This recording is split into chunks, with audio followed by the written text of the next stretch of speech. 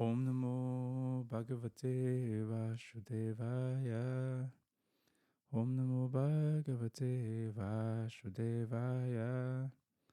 Om Namo Bhagavate Vasudevaya.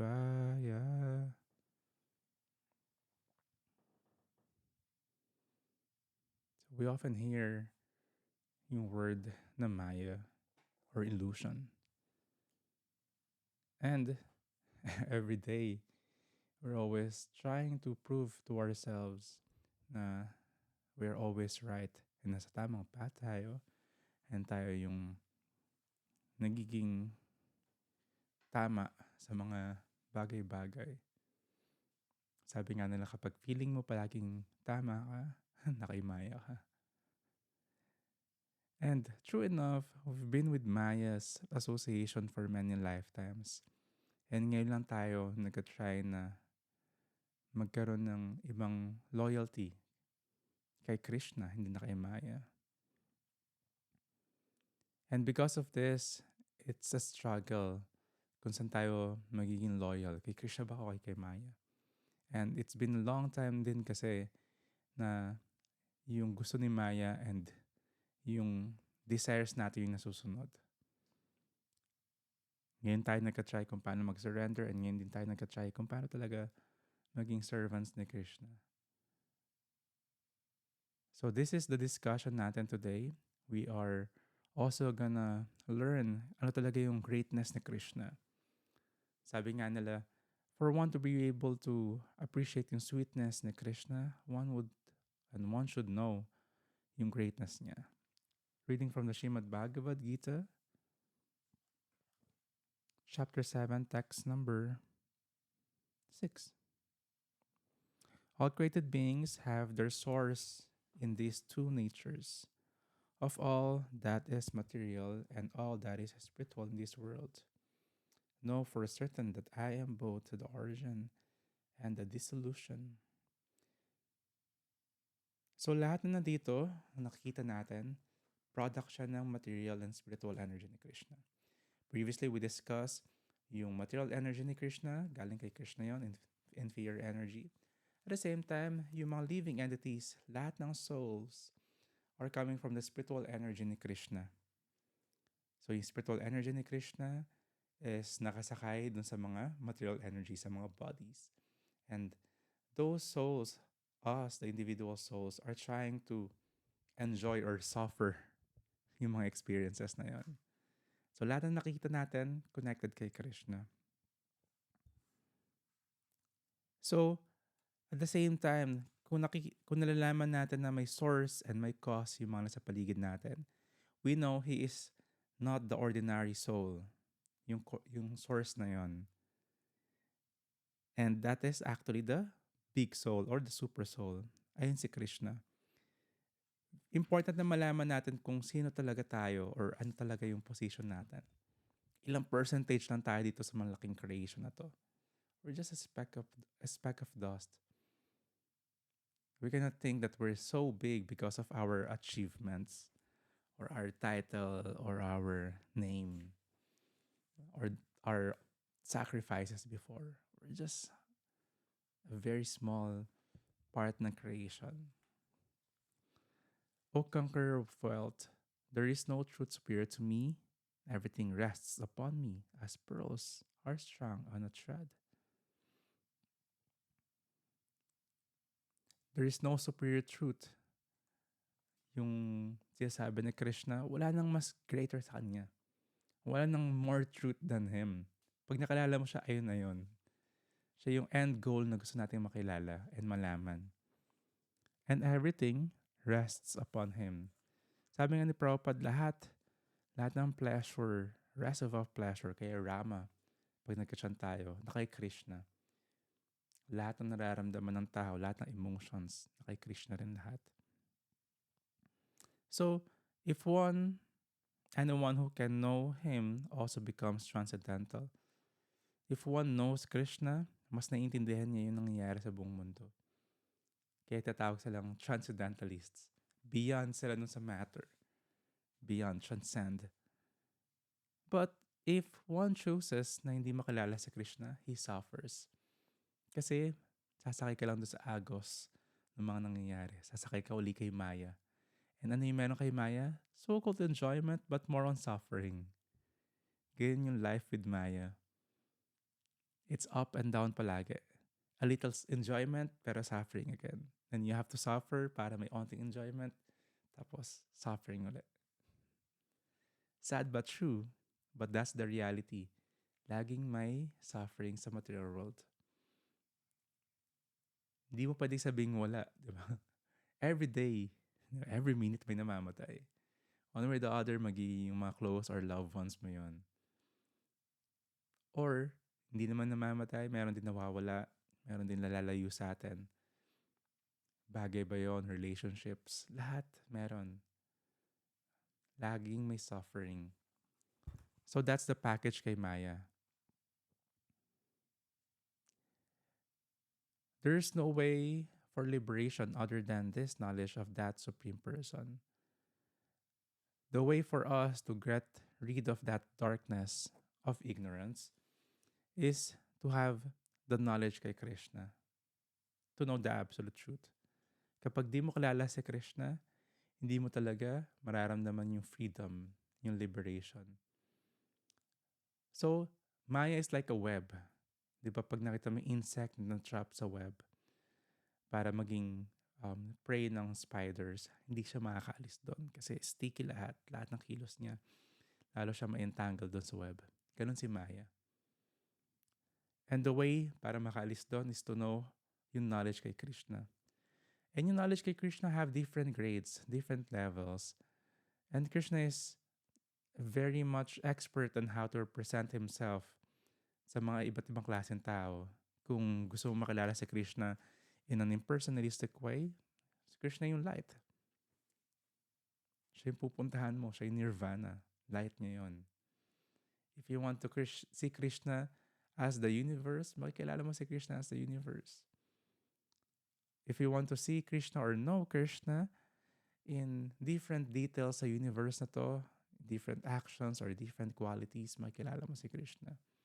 And Krishna mentioned in the next verse, text 8, O son of Kunti, I am the taste of water, the light of the sun and the moon, the syllable Om in the Vedic mantras. I am the sound of ether and ability in man. So yung water, yung taste of water yung nagbibigay ng satisfaction sa isang tao. Yung pure taste. Oh yeah, may places talaga like I've searched that. Meron daw sa Mexico na wino-worship nila yung Coca-Cola. Hindi sila mabubuhay pag walang Coca-Cola. Search niyo yun. Ayun talaga yung wino-worship saka iniinom pati yung mga lola, yung mga ninuno nila. Very much dependent sila sa Coke. Of course, pwede mangyari yon. Pero ultimately, yung nagbibigay ng satisfaction sa isang tao is drinking water. The pureness of water. Ito yung binibigay ni Krishna, yung taste of water. So if one knows this, palagi maalala si Krishna kasi lagi ka nainom ng water. Si Krishna nagsabi, siya yung taste of water. The light, sabi ni Krishna, the light of the sun and moon. Si Krishna rin yun. The syllable Om. So yung mga nagka-chant ng Om, si Krishna rin chant nila. But of course, it's a generic name, not the real name ni Krishna. And the sound of ether. Ano ba yung sound ng ether? Diba? Si Krishna rin yun. And last sa verse na to, ability in man. So lahat ng meron ka kay Krishna and si Krishna rin yun. Hindi mo masabing, thanks to myself kasi ang sipag mo. Kay Krishna rin lahat galing yun. Lahat ng abilities natin. Hindi mo pwedeng akuin yun na ikaw yung nag-aral nun. If hindi binigay ni Krishna yun or hindi pinahiram sa atin, no. Text 9, I am the original fragrance of the earth, and I am the heat and fire.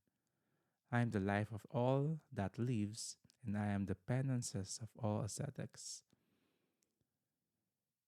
So, original uncontaminated flavor, ito yung niya sa paligid natin. Ito rin yung smell or fragrance ng earth.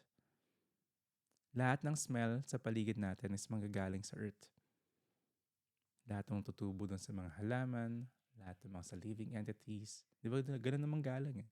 Galing sa sandalwood, galing sa musk, sa animals yun, galing sa sandalwood or agarwood, galing sa mga puno or sa mga halaman, lavender. Lahat yung galing sa earth. Yung original source nun and yung fragrance is si Krishna. Heat and fire. If wala kang heat, diba? Hindi ka makakain. And hindi mo madadigest. Or hindi ka rin mag-survive. It will be just a cold place. That's Krishna, the heat and fire. Pag wala kang heat, magkakaroon ng indigestion. Hindi mo ma-digest yung food. Life of all that leaves. Of course, si Krishna yung source of life. Otherwise, hindi mag-grow yung isang tao. Hindi mag-develop yung matter na yan, na yung body natin. Diba, yung ano meron sa body from baby, diba, to boyhood, to youth, to old age. Hindi mag-grow yun kapag wala yung soul. And the penances of all ascetics. Yung mga sacrifices and penances ng all ascetics is Krishna as well. Text 10. O son of Pritha, know that I am the original seed of all existences, the intelligence of the intelligent, and the prowess of all powerful man. Original seed, sa kanya galing lahat ng soul. He impregnated everyone he impregnated the material world and sent everyone there just by his glance. That's Krishna. By nung glance niya sa material world, nagkaroon ng mga souls. So that's Krishna as a Mahavishnu. Yung intelligence of the intelligent, if hindi bibigay ni Krishna to, imagine ko ano yung mangyayari sa mundo. Walang intelligence, no? Like zombie. May intelligence ba yung zombie? Baka may level of intelligence sila kasi alam nila yung kakainin nila. Pero, di ba? Lahat galing kay Krishna. The prowess of all-powerful man. So, sobrang importante. Text 11. I am the strength of the strong, devoid of passion and desire. I am sex life, which is not contrary to religious principles. O Lord of the Bharatas, Arjuna. Strength of the strong. Sabi ni Prabhupada dito, the strong man's strength should be applied to protect the weak, not for personal aggression. Ito isang duty ng isang tao na may strength, which is lahat naman may strength. May different levels lang. But those who are strong, duty natin palagi na mag-protect sa weak, not to abuse them. Those who are intelligent, more intelligent, those are much more skilled. Lahat yon is to protect others. Hindi para gamitin yon para manlamang or to put them down. Ganun ka-importante yung strength. Ganun yung binigay ni Krishna. Otherwise, he could just take it back. Hindi natin pwede gamitin yon para sa ulterior or ating own intentions lang. May sariling duties. At the same time, si Krishna rin yung sex life. Not contrary to the religious principles. So, sex is actually spiritual. Sipin mo kung ano yung napuputos ng activities na to. Another life.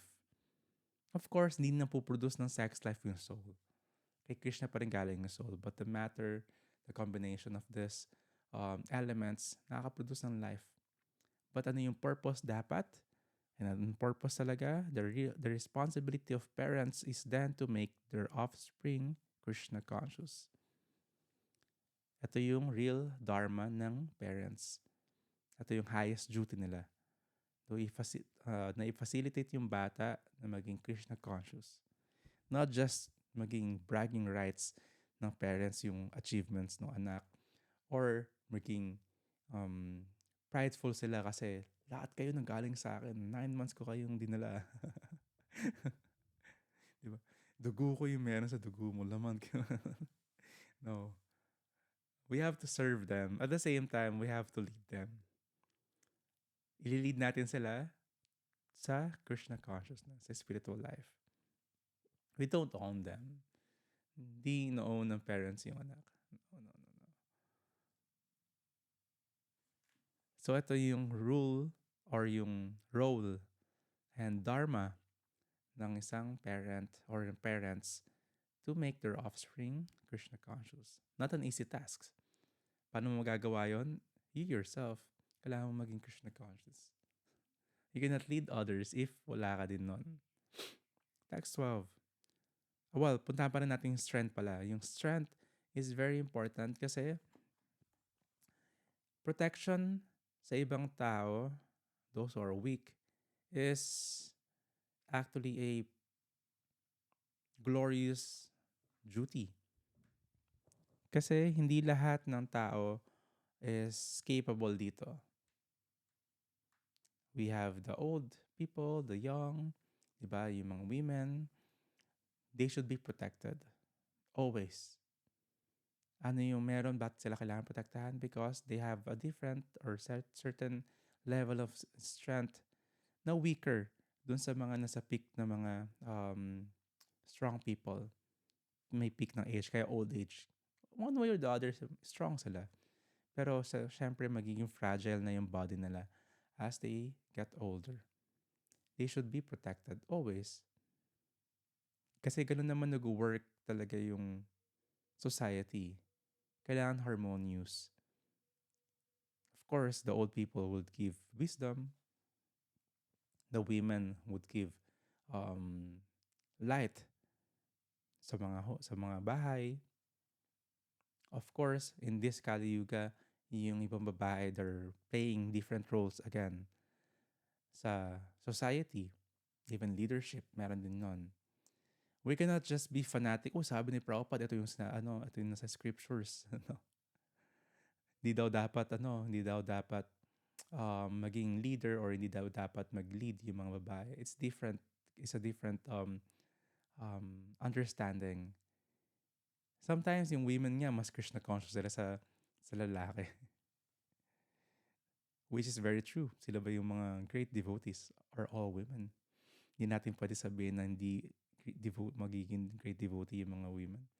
They are actually the topmost devotees, yung mga babae. Srimati Radharani and the Gopis and the Manjaris. Yung mga saintly persons, so-called saintly persons, yung mga yogis or yung mga devotees na lalaki, they are actually praying in their next lives. Mag-serve sila dun sa mga gopis or maging gopi sila. It is very true sa mga pastimes ni Lord Ram. So, ito yung level na yun. But still, the duty ng men is to protect women. They should be always protected. Kasi unwanted, yung mga unprotected women produces unwanted population. Ito yung worry ni Arjuna, di ba? Pag namatay lahat ng mga lalaki sa field na to, sa battlefield na to, ano mangyayari sa mga women na yon?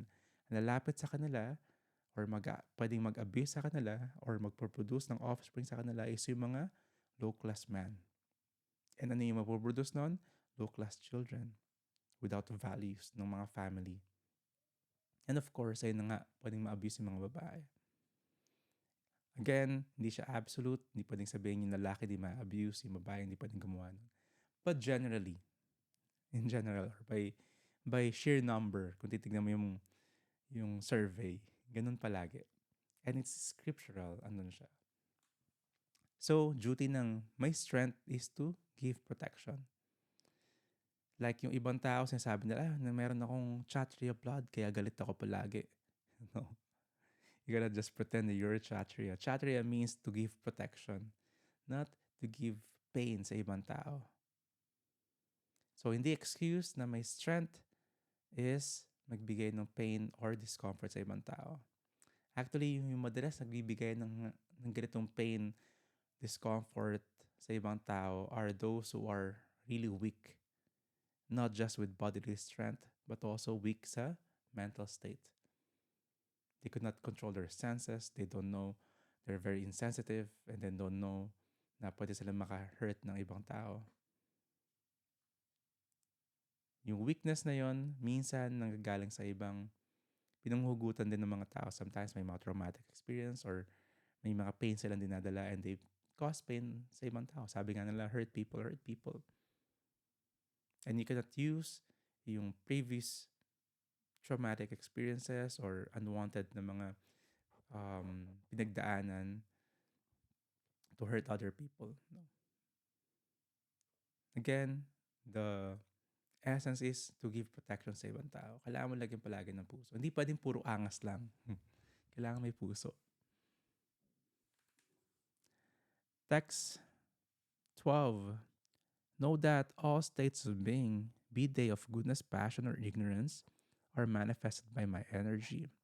I am, in one sense, everything, but I am independent.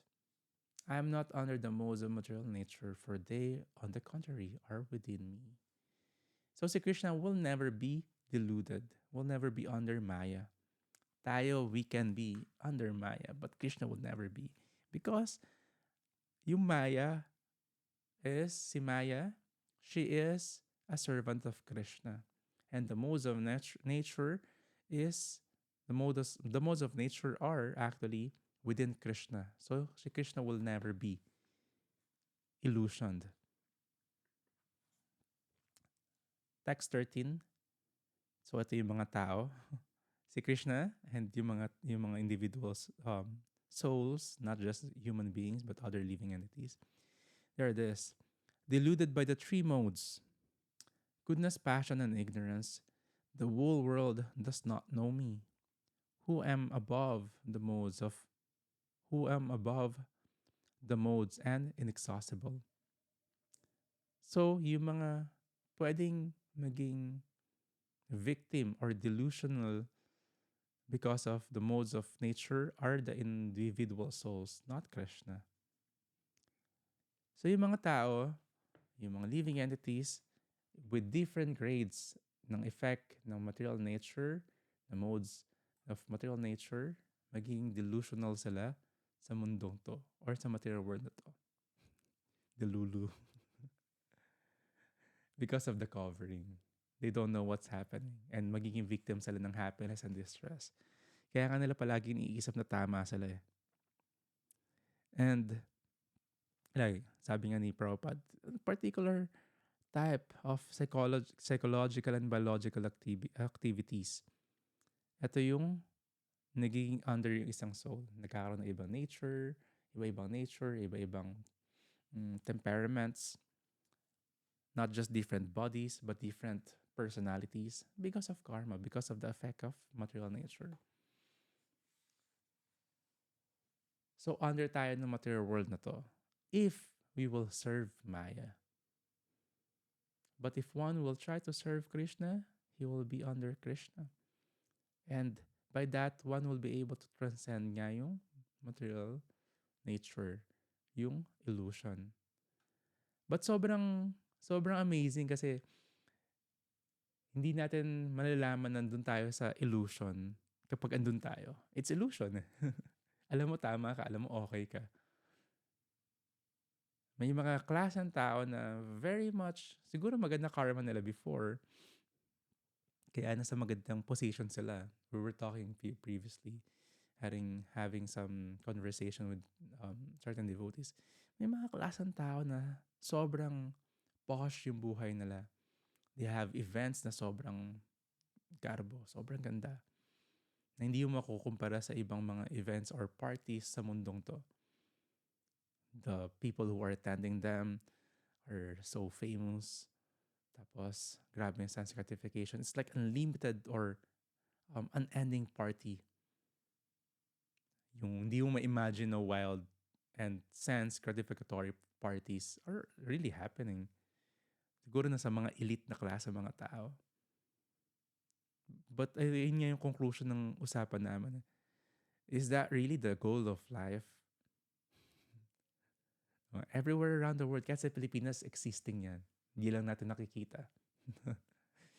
Bawal lang mag-picture, bawal lang yung mga vlogger doon. Kasi privately nila ginagawa yun. So, kahit naman umakyat ka rin sa material, sa different levels sa material world, sa higher planetary system, ganun din. May mga nag-experience din yung mga demigods. Grabe rin yung mga sense gratification nila. So kapag nasa ganong composition, mahirap makita na nasa illusion tayo. We're okay. We're just doing fine. Kaya nga mahirap nila isipin din na hanapin yung spiritual life, hanapin si Krishna sa buhay nila kasi well-entertained sila ng buhay. Every moment, every second, merong entertainment na binibigay si Maya. New work, magandang business, magandang facilities, magandang relationship. Yung ginagol ng mga normal na tao, ayun yun. Yung ibang tao pinapanganak kagad na may ganon. May ganong dealt ng baraha sila. Ayun yung arrangement ng karma. Well, of course, because of their previous pious activities. Pero, still, under kay Maya yun. Hindi yung Maya yung nakikita natin na magulo yung buhay or they're just doing mga drugs and other things. Even okay yung buhay mo dito sa material world. Or they're still in Maya. Kakaibang Maya nga yun kasi may comfort. May security. Pero still Maya. Kasi wala siya kay Krishna. Lahat under pa rin ng passion, ignorance, and goodness. So even nasa mode of goodness ka, you're still in Maya. Pero may challenge doon. May two sides of the coin yon. When one is in goodness, pwedeng, hindi, relax ako. Ba't ko ba kailangan mag-effort makalala sa Krishna? Okay naman yung buhay ko eh. Diba? Or, gamitin mo yung facilities na yon para mag-perform ng devotional service kasi you have this great fortune na binigay ni Krishna. Previously, discuss natin paano mapupunta doon, di ba? Unsuccessful transcendentalists or yogis or devotees kaya napunta sa magandang position sa buhay. Pero anong gagawin mo na? If wala ang gagawin dun sa magandang facilities na yon, next life, balik ka uli. Maubos na yung karma na yon, baksak uli. Up and down. Samsara. Cycle of birth and death. So taas kamay nga daw kung sino yung best friend si Maya. Kaya palagi tayong sumasakay sa alon. Sunod lang tayo sa flow. Pero to get out of this wild ocean, yung mga waves ng ocean of material existence, sakay lang tayo doon sa barko. Para hindi mo maramdaman yung ocean. And that's the only way to cross this material suffering or enjoyment is to be Krishna conscious. Kailangan natin ng guide kasi hindi natin kung paano makaalis doon. We need the captain of the ship. That's the guru. And the favorable winds are the words of Krishna, the scriptures, the Srimad Bhagavad Gita. That will be the guide. That's the only way para makaalis dito sa material world na to. But the beauty of it, while one is putting more endeavor and efforts para maging Krishna conscious ng isang lifestyle ng isang tao, kahit nandito yung physical body mo, wala ka na dito sa material world. You can transcend it. Kahit nandito ka, kahit ginagawa mo, kahit nag-work ka ngayon, kahit nag-business ka or doing your arts or doing your thing. If one Krishna is a Krishna conscious, wala siya sa mundong to. Sarap gawin nun. Basa ka palagi, chant ka palagi, associate ka sa devotees, punta ka sa temple, balik ka dun sa place mo. Pero pag Krishna conscious ka, nasa spiritual world ka, sumisilip ka lang dito sa material world to do some duties and activities. Kaya nga siya Krishna consciousness. Thank you very much, my dear ones. And ayun yung title ng episode natin for today. Taas kamay kung best friend mo din si Maya. And sobrang importante to be humble na matutunan natin, nga no, tagal kong best friend si Maya. Sobrang loyal ako. And kailangan natin mag-effort para mas maging closer tayo kay Krishna. First step is, of course, to hear, chant, to perform our sadhana, and to have the association.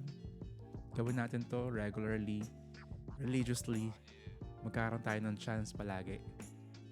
Every moment may chance na mas maging Krishna conscious tayo. And thank you very much kasi you're giving me a chance also na at least masilip ko na yung meron dun sa Krishna consciousness. Lagi ako nakimaya.